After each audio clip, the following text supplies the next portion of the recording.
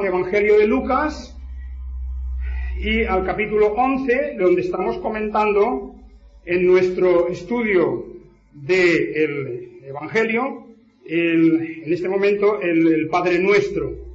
En el capítulo 11 tenemos el texto que tenemos que recordar que el Padre Nuestro tiene otra versión parecida, la que nos da en el capítulo 6 del Evangelio de Mateo. Entre Mateo y Lucas podemos componer el Padre Nuestro completo, porque algunas cosas que están en Mateo no están en Lucas, y viceversa también un poco. De manera que hay que tenerlo todo en cuenta, y de ahí extraer las lecciones que estábamos considerando en los días pasados. Bien, vamos entonces a ese texto, que es muy corto hoy, porque es el capítulo 11 y versículo 4 del Evangelio de Lucas, donde dice: y perdónanos nuestros pecados, porque también nosotros perdonamos a todo el que nos debe, y no nos metas en prueba. En el Evangelio de Mateo añade: mas líbranos del mal. Mas líbranos del mal. Vamos a hablar hoy de estas dos cosas, particularmente en la frase segunda de este versículo. Dice: porque también nosotros perdonamos a todo el que nos debe. El domingo pasado estuvimos hablando sobre el perdón en un sentido amplio, en el sentido de que pedimos a Dios el perdón, ¿verdad? Esta es una de las grandes peticiones que hacemos: perdónanos nuestros pecados. Perdona nuestros pecados. El pecado es indudablemente la materia principal aquí en esta cuestión, pues hemos dicho varias veces que todos nosotros, de muchas maneras, podemos pecar u ofender, y por lo tanto tenemos siempre motivos y razones para pedir perdón a Dios. No nos quepa duda de eso. Es decir, el hecho de que seamos cristianos no nos libra, no nos exime de fallos, de transgresiones contra la ley de Dios, y por lo tanto debemos de pedir perdón. El que dice que no tiene pecado, nos recuerda el apóstol Juan, ¿verdad? La verdad no mora en él. Es evidente que si alguien piensa o cree para sus adentros, es difícil que lo diga en público, pero para sus adentros alguien piensa que no tiene pecado, no reconoce el pecado en concreto, no solamente de una manera general, decir, bueno, todos somos pecadores, no, sino hechos concretos que a lo largo de nuestra vida hacemos en transgresión a la ley de Dios. Todos nosotros lo hacemos. Y por lo tanto, fijaos que de las peticiones que hacemos en el Padre Nuestro, hay una cosa que se refiere a las necesidades materiales, el pan de cada día, pedimos por esas necesidades materiales, y a continuación pedimos por una necesidad espiritual. Podríamos poner otras muchas cosas, o el Señor podría haber puesto otras muchas cosas. Por ejemplo, danos hoy el pan de cada día, o danos más fe cada día, por ejemplo. Danos el pan de cada día, danos más amor cada día. Podría haber dicho eso también, sería muy legítimo y muy normal. Pero el Señor no dice eso. Dice algo que es muy urgente y muy necesario cada día. Danos el pan de cada día, danos el pan nuestro de cada día, y perdona nuestros pecados. La petición se refiere al perdón del pecado, no se refiere a otras necesidades espirituales, que las tenemos. Tenemos, como he dicho, de más fe, más amor, más paciencia, más tolerancia, muchas cosas se podrían pedir de Dios. Pero Él dice: perdona nuestros pecados. Eso es lo que estamos pidiendo en el Padre Nuestro. Es la gran necesidad, la necesidad básica. Como también cuando decimos danos el pan de cada día, estamos pidiendo Estamos pidiendo lo básico, lo fundamental. Señor, no te pido un palacio, no te pido pues unas grandiosas riquezas, te pido el pan de cada día. Es lo necesario, lo básico. Y en lo espiritual también quiero pedir lo básico, lo necesario.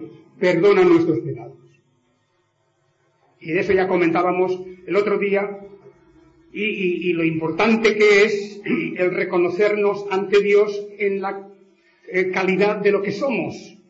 En lo que somos realmente pecadores, perdonados por Dios, arrepentidos del pecado y que luchan contra el pecado, pero que necesitamos un perdón de Dios continuamente. Repito, el apóstol Juan ya nos advierte: si hay alguien que dice que no tiene pecado, miente. No puede ser, es imposible. Y esta frase de perdona nuestros pecados viene acompañada de la frase que hoy tenemos: porque también nosotros perdonamos. Porque, pues, etcétera, son una conjunción que hay ahí. Y yo creo que hemos de recordar una vez más que lo que significa ese perdón. Porque Dios es un Dios perdonador. Dios, ¿os acordáis? El Salmo 103. Qué bonito es ese texto, ¿verdad? Del Salmo 103, que voy a leer enseguida. Del Salmo 103 y bueno, en el versículo 3, que dice, bueno, antes del 1 al 3, fijaos: bendice alma mía Yahvé, y bendiga todo mi ser su santo nombre. Bendice alma mía Yahvé, y no olvides ninguno de sus beneficios. Él es quien perdona todas tus iniquidades, el que sana todas tus dolencias, el que rescata del hoyo tu vida, el que te corona de favores y misericordia, el que sacia es decir, de los grandiosos favores que Dios hace y derrama sobre nosotros. Aquí pone en primer término diciendo: Él es quien perdona todas tus iniquidades. Es el perdón de Dios, el perdón que fluye, que emana de Dios hasta nosotros. El perdón significa el quedar libre de una deuda. Significa que ya no le debemos nada, que no nos va a venir a reclamar nada, que no habrá juicio de condenación, porque todos los que estamos en Cristo Jesús estamos libres de ese juicio de condenación. Ahora pues no hay, dice el apóstol Pablo, ninguna condenación para los que están en Cristo Jesús. Ninguna condenación. Ese es el perdón, es quedar libre de la deuda, libre de toda responsabilidad. Toda ha sido cargada sobre la persona de nuestro Señor Jesucristo. Dios es el Dios perdonador, pero también es el Dios que aborrece el pecado. O sea, que descarga de nosotros la culpa del pecado, tacha la deuda que teníamos, la borra, pero Dios sigue siendo el mismo. Es el Dios que no pasará por alto jamás la iniquidad. Nunca pasará por alto la iniquidad. No entendamos nunca el perdón, lo mismo el de Dios, que el que nosotros estamos obligados a dar también, y no lo confundamos con pasar por alto la iniquidad, que son cosas diferentes. Porque Dios no pasa por alto la iniquidad, el mal, la maldad, el pecado en general. No, Dios nunca pasa por alto y no quiere tampoco que nosotros lo hagamos, no podemos hacerlo. Por ejemplo, Dios no da por inocente al culpable. Es un hecho de su justicia. El pecado y el perdón del pecado tiene que ver con la justicia de Dios. Es una manera que Dios ha establecido para hacer dos cosas: librarnos de la culpa y de las consecuencias de la culpa, pero al mismo tiempo satisfacer su justicia. El Dios justo no puede declarar inocente al culpable. Eso está claro. Y no puede decir que lo blanco es negro o lo negro es blanco. No puede decir que no hay culpa donde la hay. Así que lo que Él ha hecho ha sido descargar la culpa de nuestro pecado en otra persona diferente, en otro ser diferente, que es en el Hijo Eterno, en el Verbo que era Dios, el Verbo que es Dios, el Verbo que se hizo carne y que tomó sobre Él mismo nuestras culpas y nuestros pecados. Por eso Dios nos perdona, no porque hemos dejado de ser pecadores, no hemos dejado de ser pecadores, Él nos ha declarado justos, ha librado nuestro ser de ese castigo merecido y lo ha trasladado a aquel que va a recibir el castigo. Y efectivamente, la paga del pecado es muerte y Jesús muere en la cruz por nuestro pecado. Hemos quedado libres de culpa, Él ha llevado nuestras culpas. De manera que ese Dios perdonador no es un Dios que de una manera, diríamos, gratuita perdona. No es gratuito porque nuestra culpa la ha pagado otro. Nosotros quedamos liberados de la culpa, de la deuda, pero la deuda alguien la ha pagado. Por lo tanto, no es gratuito. A nosotros nos resulta gratuito, pero se ha pagado por otro lado. Muy bien, ese es el Dios perdonador. Y digo todo esto porque el texto que tenemos hoy ante nosotros dice que también nosotros perdonamos a todo el que nos debe. Perdónanos nuestros pecados porque también nosotros perdonamos. Si nosotros perdonamos, tenemos que perdonar igual que Dios perdona. Tenemos que poner exactamente los mismos elementos del perdón. No se puede de ninguna manera, no se puede tergiversar la idea del perdón. Por ejemplo, algunos piensan, bueno, pues, como se suele decir en esa frase, ¿verdad? Pues no importa, pelillos a la mar, como se dice decir, no importa, bueno, es igual, lo olvidamos, ya está.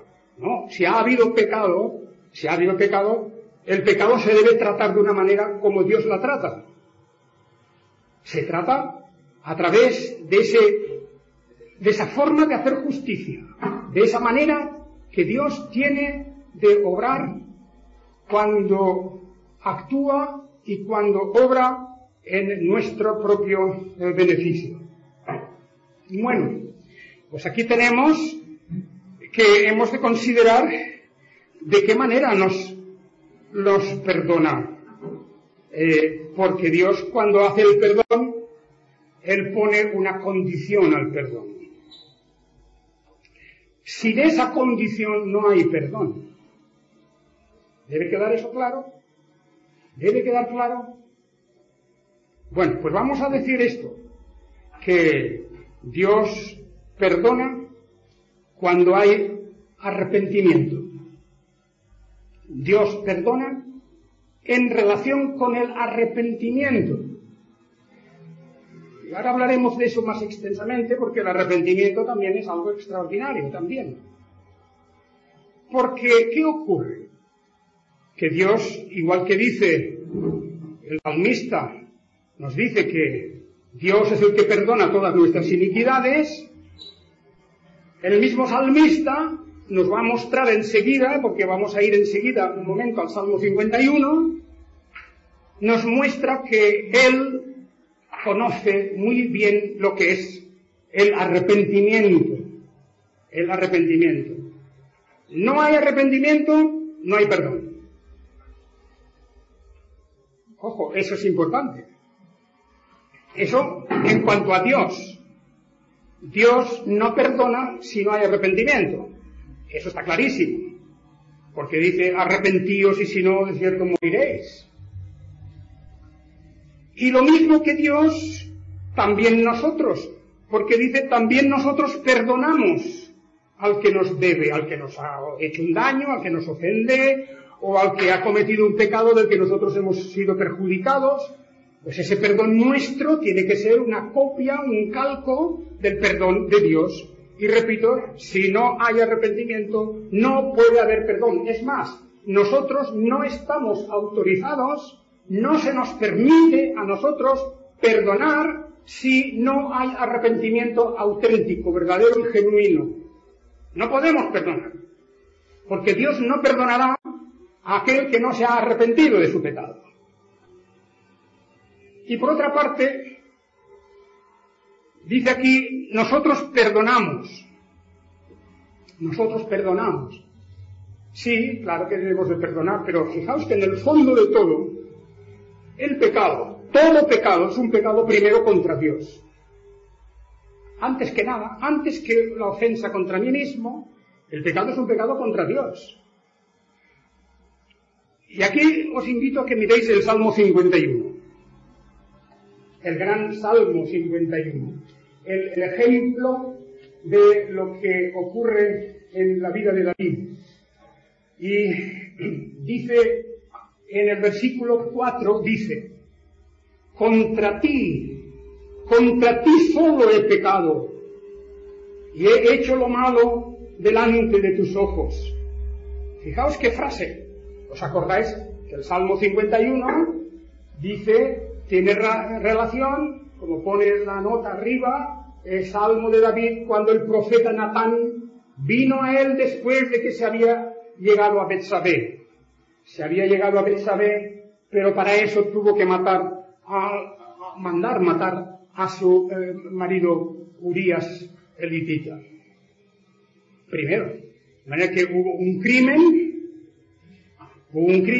hizo con premeditación, con alevosía, con un instinto muy bajo, intentó arreglar las cosas para que pareciera un accidente o pareciera pues una muerte en la batalla, pero todo estaba preparado y Urías, un hombre justo, murió. Un hombre justo además era un hombre extranjero, era hitita, o eteo, como se le llama aquí a veces también, el eteo o el hitita, de un pueblo extranjero que estaba en Israel casado con una mujer israelita. Y cuando David se encapricha de Betsabé,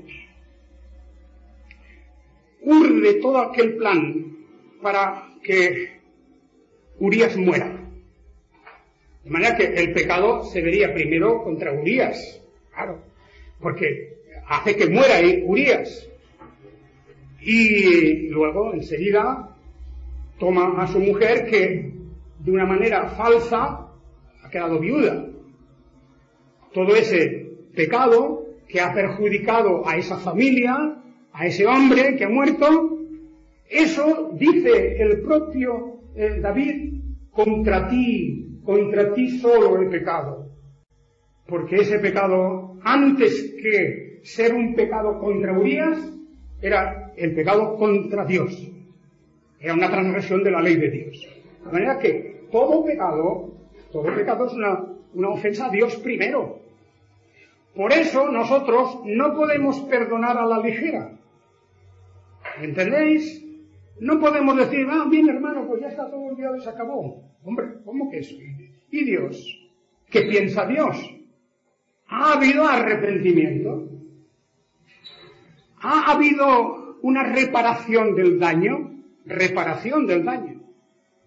En los casos que se pueda reparar. En el caso de David no podía reparar ya nada, porque Urías había muerto. Pero hay muchas transgresiones. Pensemos en las difamaciones, pensemos en toda clase de acciones que perjudican a otra persona, a otro hermano, etcétera, que se podrían reparar, que se podrían corregir. Y entonces uno no puede decir, como si tuviera el corazón muy generoso, diciendo, mira qué generoso yo soy, que te perdono. ¿Cómo que te perdono? ¿Ha perdonado Dios? Para tener una cierta seguridad de que Dios ha perdonado, tiene que haber arrepentimiento. Tiene que haber arrepentimiento. Eso mismo lo vemos aquí en este Salmo 51. La transgresión, ya en el versículo 2 lo dice, lávame más y más de mi maldad y purifícame de mi pecado. Eso es lo que está diciendo. Lávame, se da cuenta de su transgresión, la reconoce. ¿Os acordáis de toda la historia, cómo fue el profeta Natán a contarle un hecho que no era real, pero que indignó a David por el abuso de autoridad que había tenido un hombre contra otro, etcétera, y le había robado todo lo último que tenía, etcétera. Cuando el propio David comprendió que él era el hombre aquel, pues viene y, bueno, cae completamente roto por el dolor del pecado que había cometido. Y por eso, lávame más y más de mi maldad y purifícame de mi pecado. Lo dice él con toda sinceridad. Ahora se ha abierto su conciencia, mientras estaba su conciencia cerrada. Estaba ya celebrando su nuevo desposorio, estaba ya contento de tener a aquella mujer, etcétera. Todo eso, se había olvidado de Urías, del muerto, todo eso no importaba, hasta que la conciencia se abre. Dios abre la conciencia, Dios toca, porque fue Dios quien envió al profeta a contarme aquella historia, a tocar directamente su conciencia, y entonces él, espantado, entiende lo que ha hecho. Y por eso dice, lávame más y más. Y luego, en el versículo 3, se ve el arrepentimiento. Dice, porque yo reconozco mis transgresiones y mi pecado está siempre delante de mí. Lo reconoce. Y esa es una parte del gran cambio que se produce en la persona cuando hay un verdadero arrepentimiento. El reconocimiento y la reparación del daño hecho. Las dos cosas indispensables para que haya perdón. ¿Por qué? Porque, mirad, la palabra arrepentimiento, y alguna vez ya os lo he recordado esto, y muchos lo sabéis, en el Nuevo Testamento particularmente, que es donde aparece con mucha frecuencia, el Evangelio es un Evangelio para predicar el arrepentimiento. El arrepentimiento. Son las buenas nuevas, pero las buenas nuevas vienen a continuación del arrepentimiento. Es la llamada al arrepentimiento. ¿Y qué significa en el Nuevo Testamento? ¿Qué palabra hay para decir arrepentimiento? Pues es una palabra especial, en griego se dice metanoia, que significa cambio de mente, cambio de nuestra valoración de los hechos, un cambio de nuestra manera de percibir las cosas. Lo que hemos hecho antes no nos parecía mal. Hay mucha gente, claro, la persona que no se arrepiente, piensa en lo que ha hecho y no le da importancia.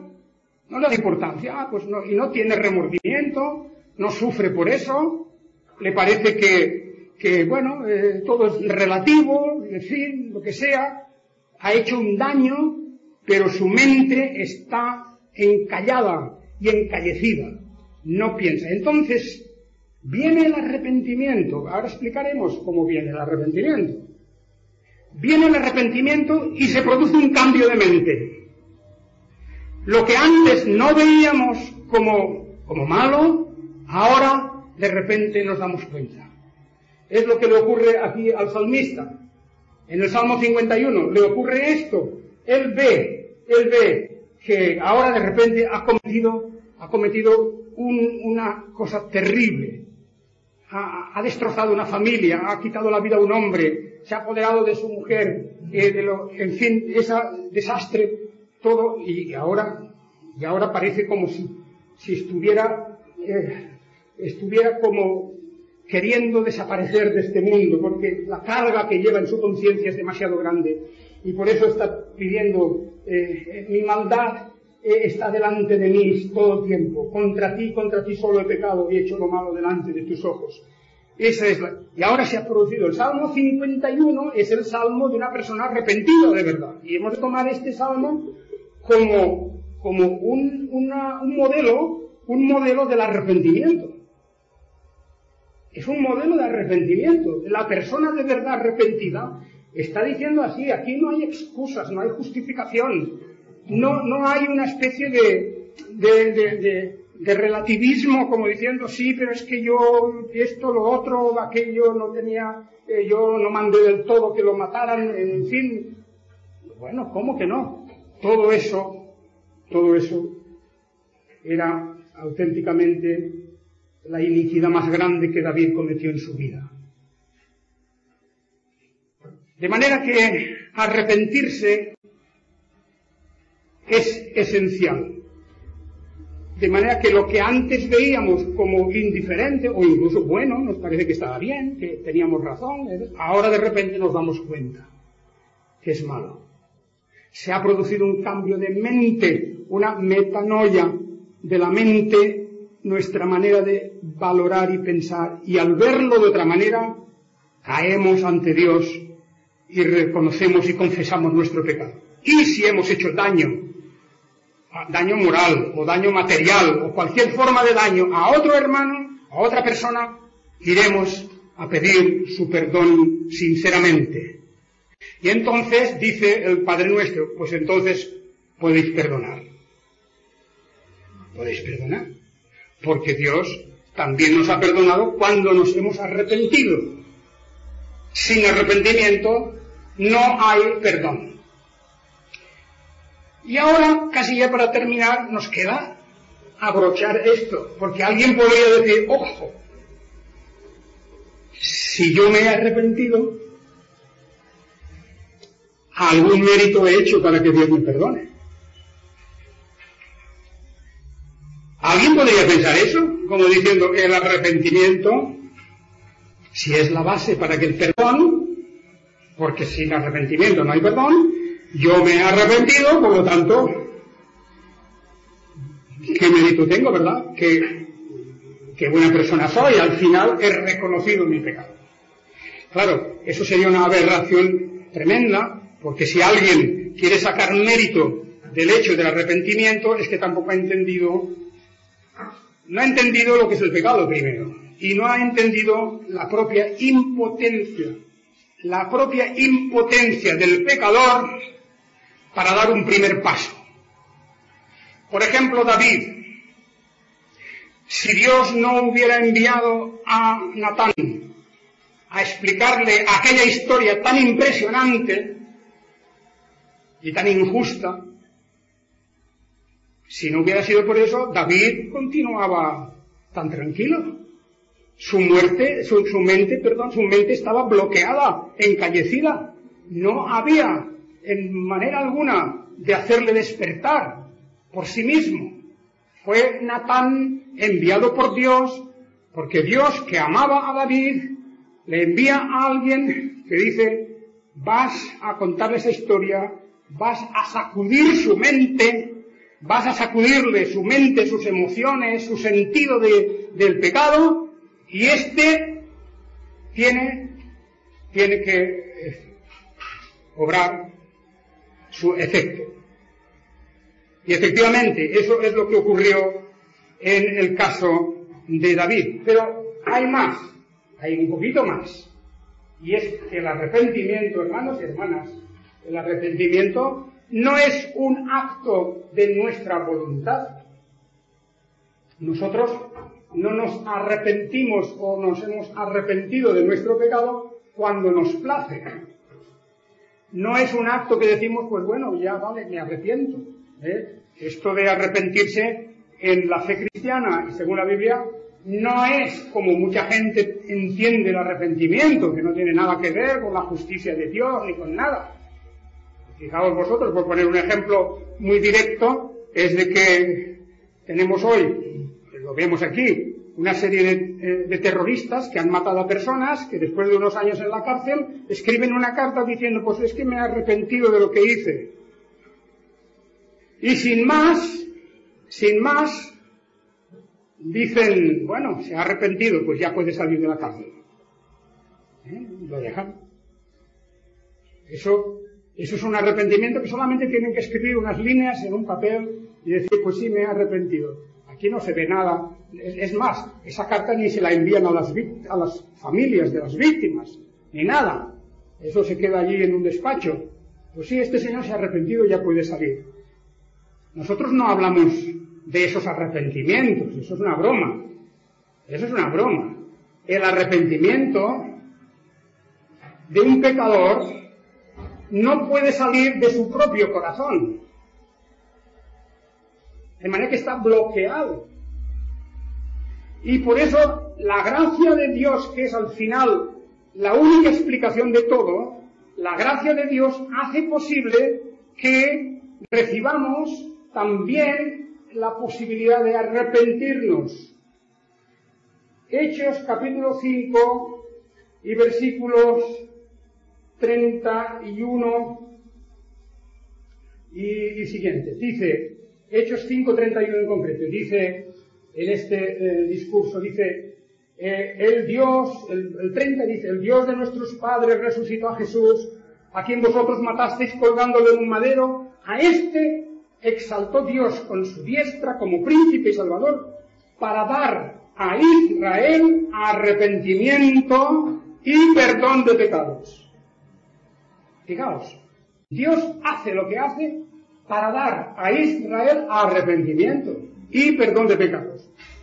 La persona de Cristo, la encarnación del Verbo, la muerte en la cruz, todo eso tiene por efecto que de parte de Dios viene el poder espiritual para darnos arrepentimiento y luego perdón de pecados. Primero arrepentimiento, porque si no, no hay perdón de pecados. Pero el arrepentimiento nos lo da Dios. También Dios le da a Israel el arrepentirse. En el capítulo 11 de Hechos 11 y versículo 18, 11-18, es el informe de Pedro en Jerusalén, etc. Dice, en Antioquía, dice, 11-18, dice, al oír esto, se callaron y glorificaron a Dios diciendo, de manera que también a los gentiles ha dado Dios el arrepentimiento para vida. Dios les ha dado a los gentiles el arrepentimiento. Por supuesto también el perdón. Pero primero el arrepentimiento, porque es necesario que haya ese tándem, esas dos cosas inseparables que son arrepentimiento y perdón.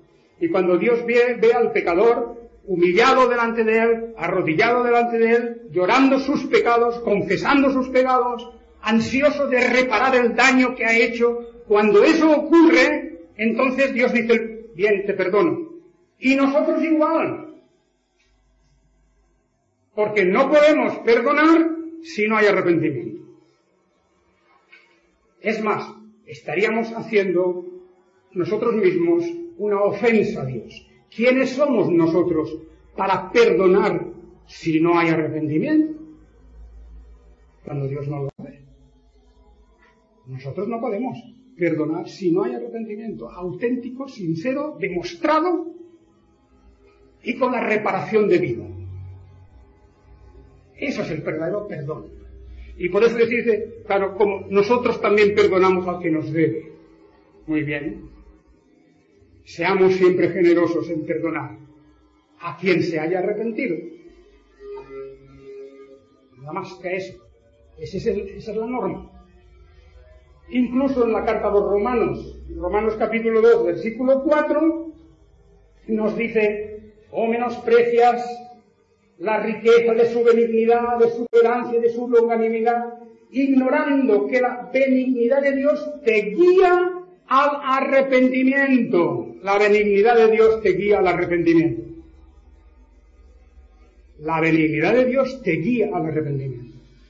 Porque Dios usa su benignidad de muchas maneras, de muchas formas, para guiarnos, conducirnos al arrepentimiento. No sale de nuestra voluntad arrepentirnos. No es una cosa espontánea. No. La dureza del corazón es tan grande que Dios tiene que movernos al arrepentimiento también. Y por eso la salvación es todo de gracia.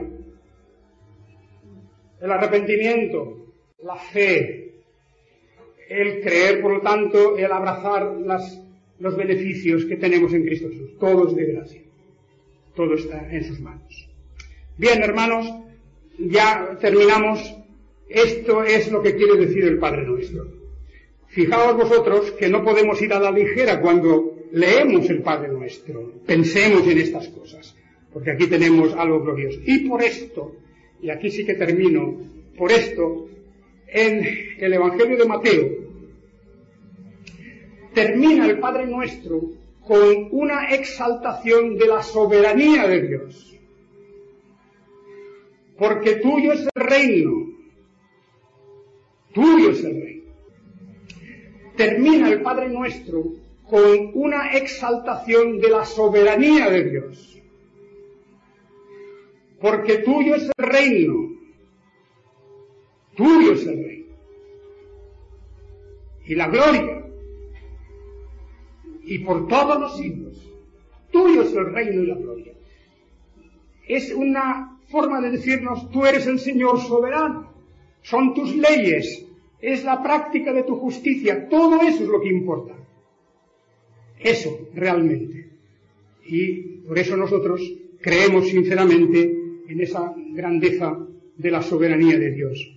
Porque en Él, y por Él, y para Él, son todas las cosas. A Él sea la gloria. Amén.